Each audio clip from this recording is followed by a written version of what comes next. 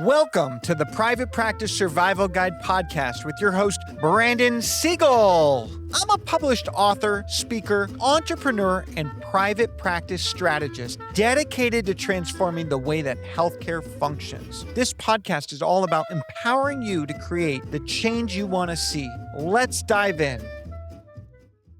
Welcome back to the Private Practice Survival Guide podcast. In this quick tip episode, we're talking about exempt salaries and why exempt salaries often fail.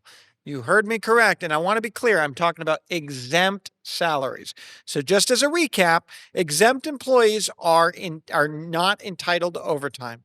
They are usually paid a fixed salary, meet certain job duties criteria. The common categories include executives, managers, professionals, and certain high-level sales roles. Okay, so it's really important that you just understand when we're talking about this, we're talking about exempt. When an employee says the word salary, they don't understand the compliance or true definition of a salary. So here is what you just want to recognize. An exempt salaried role means that I can work you for as many or little hours as I deem necessary to get the job done. That could include 60 hours, 70 hours, 80 hours. If it's less than 40 hours, why would I make you exempt salaried? So the viewpoint is we are valuing a salary on you working beyond 40 hours without PTO. And so it's really important that we know that. Now, someone could be non-exempt salary, which means they get a guaranteed salary and they are eligible for overtime. That is a totally different thing. But for this episode, we're talking about exempt salaried.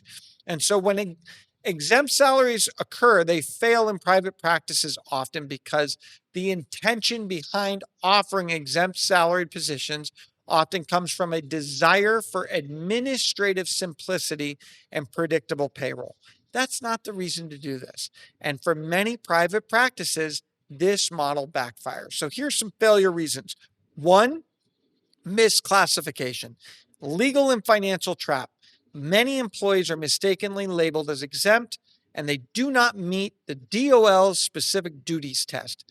And so this opens the practice up to back pay for unpaid overtime, legal penalties and audits, reputational harm in a tight-knit community. In short, misclassification isn't just an error, it's a liability. So the other thing is salaried stability isn't the same as motivation. So exempt employees expect stable, predictable pay, but that stability often comes without recognition for effort above and beyond. In private practice settings where burnout is real and productivity directly affects patient outcomes, employees feel undervalued when hard work goes unnoticed or unrewarded. The lack of incentive to go the extra mile can lead to disengagement and minimum effort behavior. This is especially hard in small teams. So I say it in this way. If I go to your employee and I say, hey, I need you to work this weekend, and they don't feel that they're getting paid anything more for that, they get shrunk. But if I'm like, hey, I need you to work this weekend, but you're going to make an extra $250, that makes an impact. So that overtime actually made an impact, and they felt valued. And so the other thing I find when I go into a physical therapy clinic, again, I'm picking on physical therapy, every single time someone at the end of the day cancels, the exempt employee says, can I go? Whereas the non-exempt employee says, I've got other stuff I can work on. Very interesting. So and what I find is when I audit non-exempt employees and I say, do you feel that your time is valued? They don't. They feel like they're asked to do more than they should.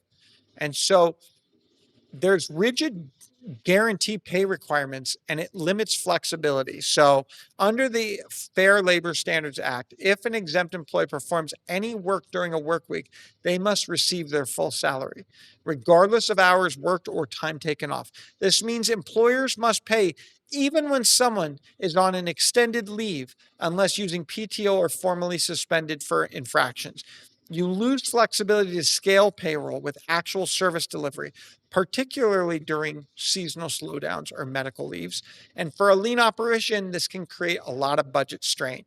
And so again, that idea of like, oh my gosh, they come in for 10 minutes and my son just got sent home sick. Now, technically, you can require them to use their sick pay or PTO, but when that's exhausted, you are required to pay them for that full amount, just so you know. And so it's really important that you look at all that. Why exempt salaries will fail also is no overtime eroding morale. Let's be honest, most people don't want to work overtime without fair compensation. When an exempt employee is asked to stay late to write documentation, cover for a sick colleague, join evening calls or weekend workshops, and receives no additional pay or recognition, it breeds resentment. Overtime undermines morale, accelerates burnout, and increases turnover risk unless there's financial incentive. You might be saving pennies, but you're losing dollars. While avoiding overtime pay can seem cost effective, the hidden costs outweigh the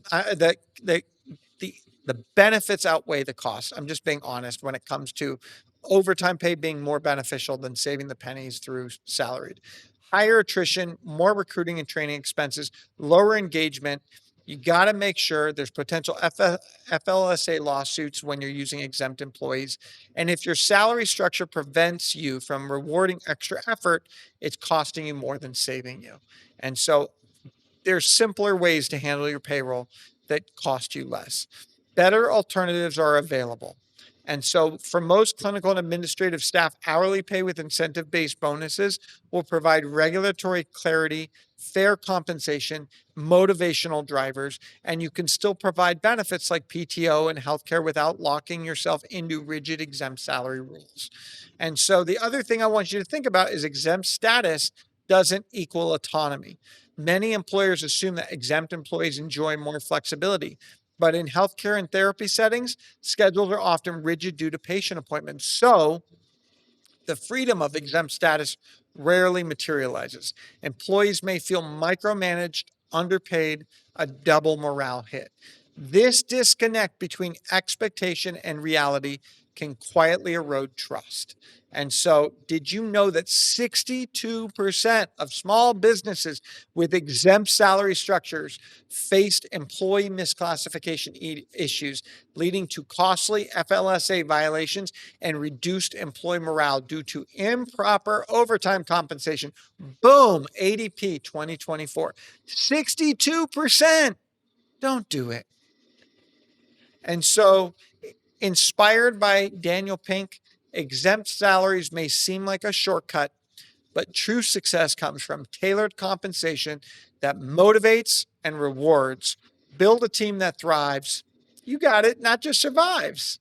Thank you for tuning into this quick tip episode of the Private Practice Survival Guide podcast.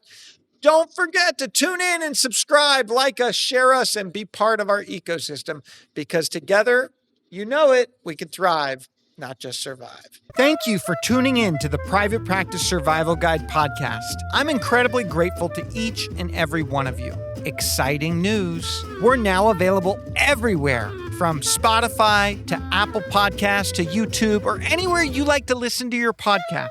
So watch, listen, and reach out. If you love this episode, please drop a 5-star review. It truly means the world to me. Are you looking for more ways to elevate your practice? If so, now is your chance. Reach out, go to my website, or email me at brandon@wellnessworksmp.com. And remember, it's not just about surviving, it's about thriving.